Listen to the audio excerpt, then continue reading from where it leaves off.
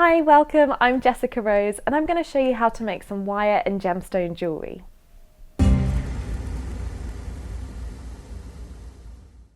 So there are so many different things that you can make with gemstone and wire, and it has endless possibilities, but today I'm going to show you a really simple project that takes literally minutes to do and creates really beautiful jewellery.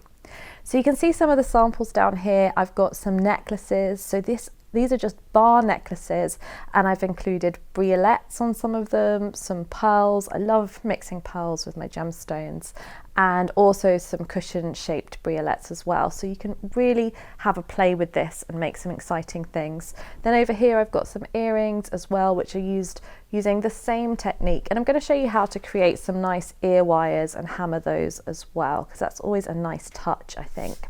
Then you can see down here just a simple single beaded necklace, and that's another thing that we'll be able to create. So using the same technique we can create all of these pieces.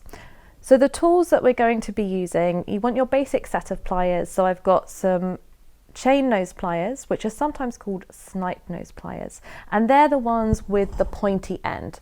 So they have a little point and they're flat in the middle. If you have a plier set, you'll have those included almost definitely. Then I'll have my side cutters. So these are going to be used for cutting wire, and I like to have some really nice flush ones. Then next up, I have my round nose pliers. So these have a cone shape at the end, so they're round, hence the name, and they are brilliant for creating loops. Finally, I may or may not need to use these, but it's always useful to have a pair of flat nose pliers. Again, flat on the inside, flat on the outside, just useful for working with wire.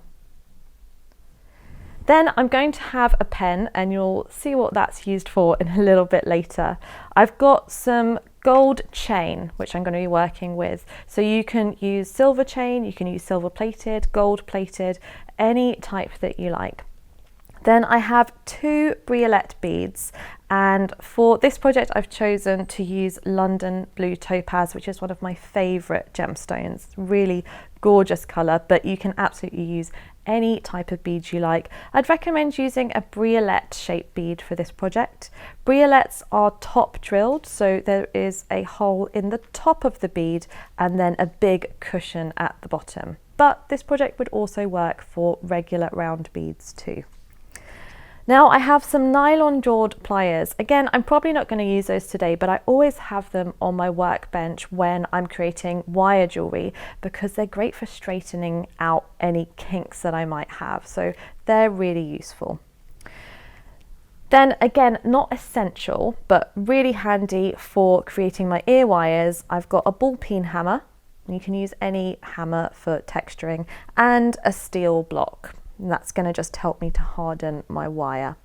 Finally, I've got my wire. So I love gold, so I'm working on gold today, but with all of the pieces you can use silver or craft wire, whatever you like. And I've got 0.4mm thick wire, and I've also got 0.8mm thick wire. So that's your shopping list, the bits and pieces you need. Now I'm going to clear my space and go ahead and start making the project.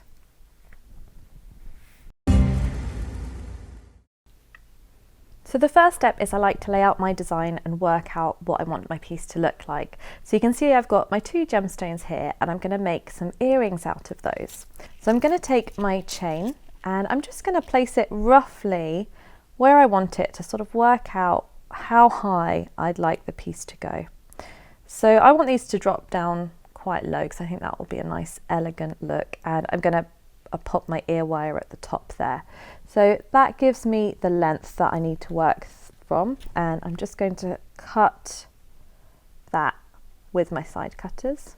And you can see that I'm using a fairly thick looped gold filled chain, but you can do this with really thin chain as well, and obviously you can use silver if you prefer silver.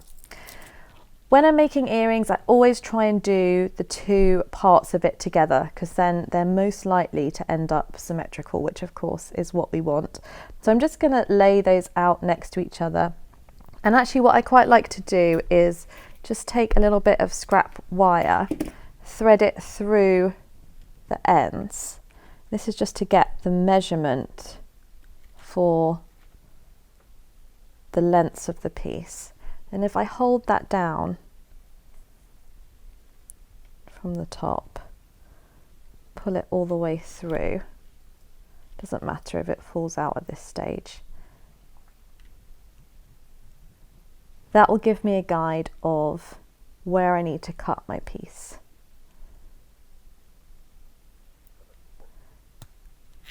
Great, just snip the two ends off.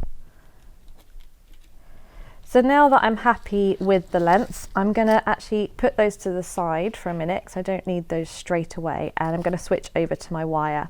So I've got my 0.4mm wire. This is quite a thin wire. When you're working with gemstones, you'll notice that often the drilled holes are very small. So I always recommend using the thickest wire you can get away with, but 0.4 is often the thickest that you can use. If you can go up to 0.5 or 0.6, then I'd recommend that because it just makes the piece a little bit stronger. But I've tested in my gemstones the thickness that I can use, and 0.4 is the one. So I'm going to go ahead and cut a length of that off. Now I only need a little bit for this project because I'm just using one gemstone and making a loop on either side. So I can cut my two lengths, one for each piece. Next I'm going to get my round nose pliers, so make sure you've got the right pliers. Often when we're just starting out it can be very easy to mix up our pliers, so we want ones that are round all the way round. And I'm going to take one length of wire, place it into my pliers with about 1 to 2 centimeters sticking out the other side. Then I'm going to take the little end and loop it over the big one and just meet them so that they cross. So I've made a little loop, but I haven't closed anything just yet. The next stage is I'm going to take the end of one of my chains and just pop that very end into that loop. So you can see that I've trapped the chain in the loop, and now I'm ready to wrap it. So I'm going to pop my round nose pliers back into that loop and take the little end, wrap it under and around the large end of wire. So now you should be able to see that I've made a loop and it's trapped in, but it's also, the loop is slightly going upwards. So it's not centralized at this stage, and I'd like to centralize it. So I'm going to pop my pliers back in, round nose one still, and with this long tail, I'm just going to apply a bit of pressure down with my thumb, and at the same time I'm going to twist my round nose pliers up so that I've got the tail coming right out of the middle. So when I take my pliers out, you'll now see that that loop is nice and centralized. It basically looks like just another bit of the chain, which is the look that I'm trying to get. So I'm going to do an extra wrap because I always like to do 1 or 2 more than the first one, just to make sure. I'm going to go ahead and do a couple of wraps there just to secure it in place. I also quite like the look of the wraps on pieces. Nice neat wraps can look quite nice. Then finally I can cut my little end off. So I'm going to use my cutters. Always cut down into your mat.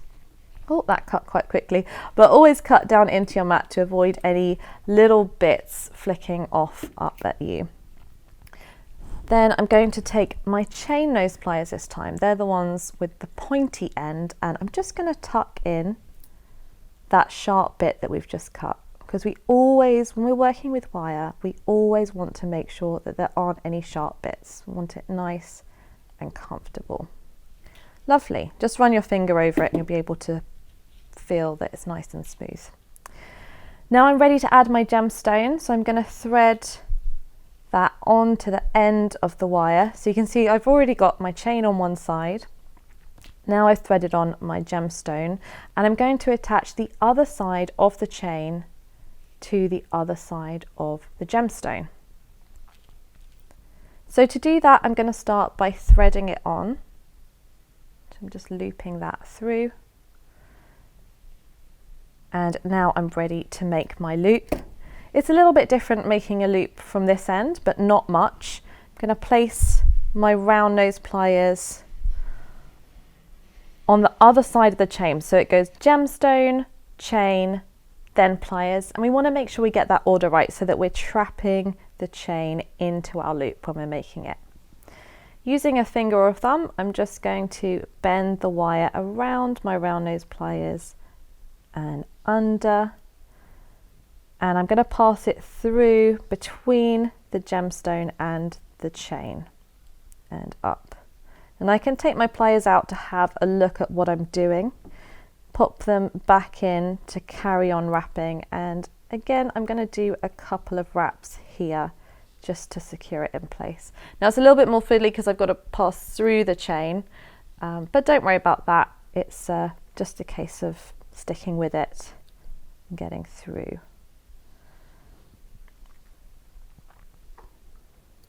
Great, and again, I want to centralize my loop as I did before. So I'm just gonna pop the round nose pliers in, hold the gemstone this time, and I'm just going to basically straighten it by pushing it down slightly and twisting the pliers. And that makes them nice and even and straight. Finally, I'm going to cut off the end. So always down into your mat.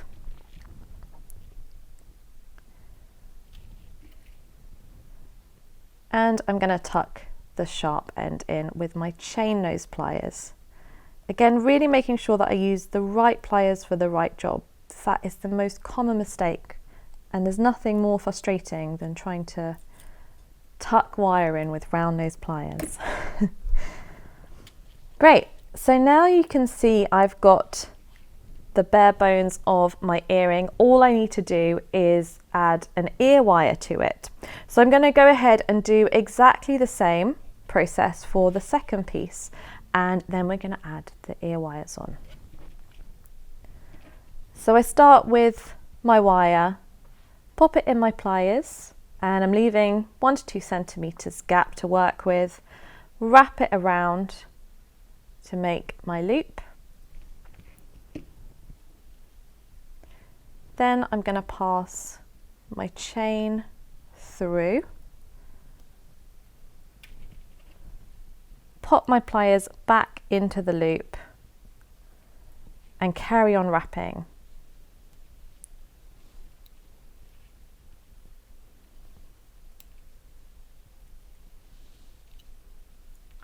Then I'm going to centralize it by pulling the tail down a little bit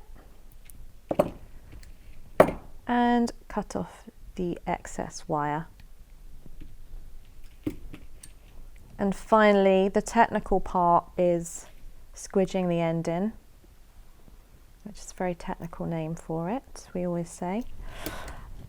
Then I'm ready to pop on my gemstone.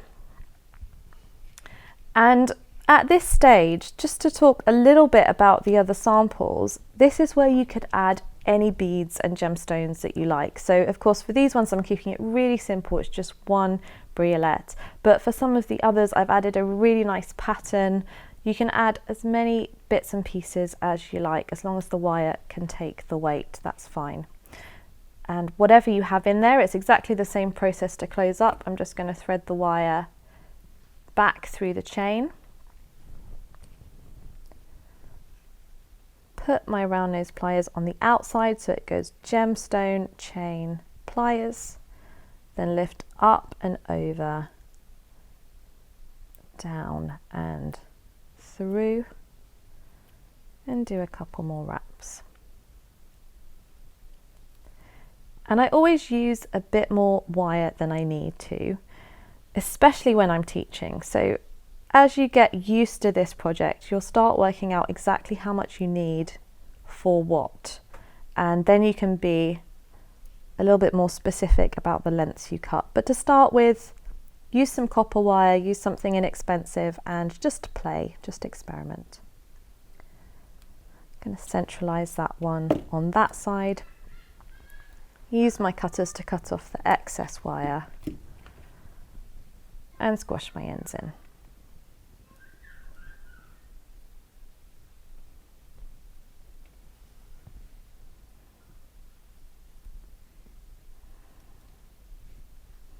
And if you find eyesight is tricky, because sometimes if you're working with very small beads it can be, don't be afraid to use some glasses or a magnifying light to get into the little tricky bits and pieces. Wonderful, so now I have my 2 earrings and I can ready to make my ear wire. So I'm going to use a thicker wire for the ear wires because we want them to be nice and solid. I like to use 0.8 millimeter. That is the kind of industry standard for creating ear wires. And I like to create my own ear wires because I just think it gives that really nice professional piece, and you know, it means the whole thing's handmade, which is always nice. So first of all, I'm going to cut off a length. And I'm going to do 2 of the same length to start with.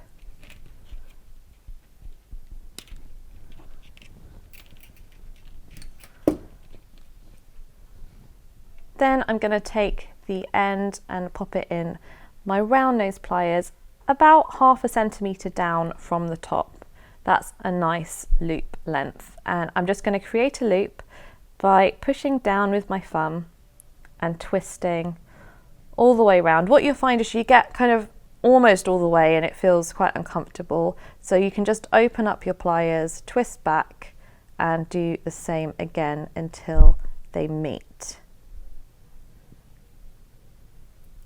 And we do it again on the other piece. So just pop it in about 1/2 centimetre down, twist round as far as you can go, release and do your final twist. And we want to make sure that they meet without a gap.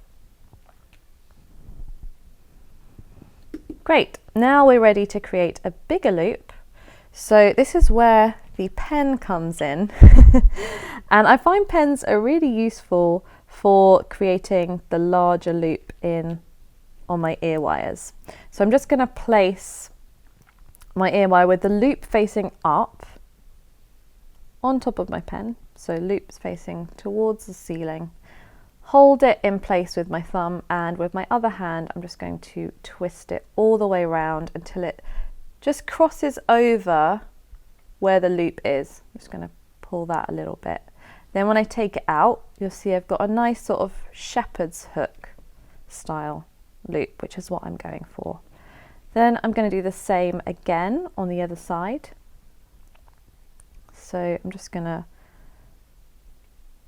place it, loop facing the ceiling, hold it in place, and with my other hand, and sometimes it's a bit fiddly, sometimes it wants to follow you, so just be firm. I always find with wire wrapping it's quite important to show the wire who's boss. Tell it what to do and it will usually do it. Great, so then I've got a matching pair of sort of fish hook shapes which I'm going to create into my ear wires. Sometimes I just give them a little squeeze to give them a bit of tension, hold them together, and I can work out where I want to cut them. So with earrings, a lot of it is just about symmetry. And I'm going to cut just a little bit below the bottom of the loop on this side. And I can do them together, just be careful not to hurt anyone. Down into the mat. Wonderful. And then I'd normally use a needle file, or if you don't have any tools to hand, you can even just use a nail file at the end of each wire just to smoothen it off, because obviously we're going to put those into our ears. And I like to use a round nose plier just to give a tiny flick at the end as well. That helps the ear wires to actually stay in our ears. Now I'm going to harden them with the hammer. So I'm going to bring in the steel block. And again, this is not an essential part of the process, but I do like it, partly because I like hammering things, but also because it gives a nice look and feel to the piece. So at the moment on the wires, we've got a very smooth finish, which is really nice for some pieces. But if we want it a little bit more rustic, then this is a nice thing to do. So I'll do one at a time. Just hold the loop and go for it.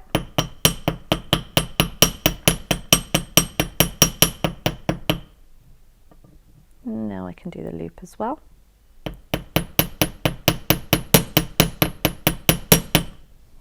And the other side.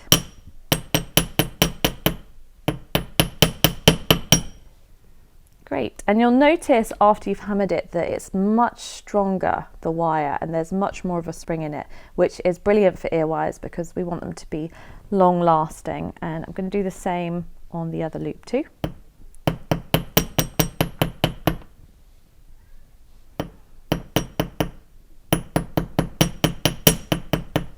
And the other side.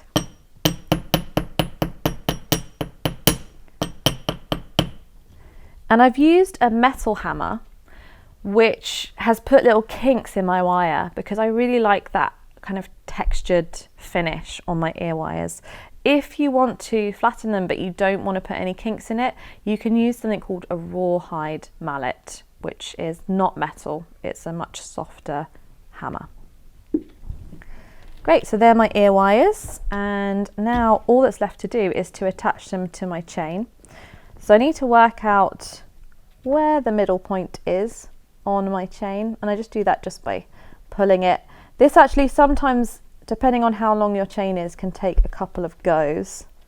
But again, I can thread a piece of scrap wire in and hang it down and just check if it's hanging straight or not.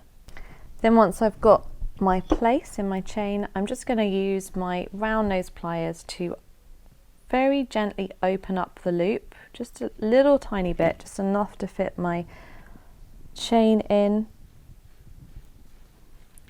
And I'm going to just hook that onto my chain like so. And finally close it with my round nose pliers. And do the same on the other side.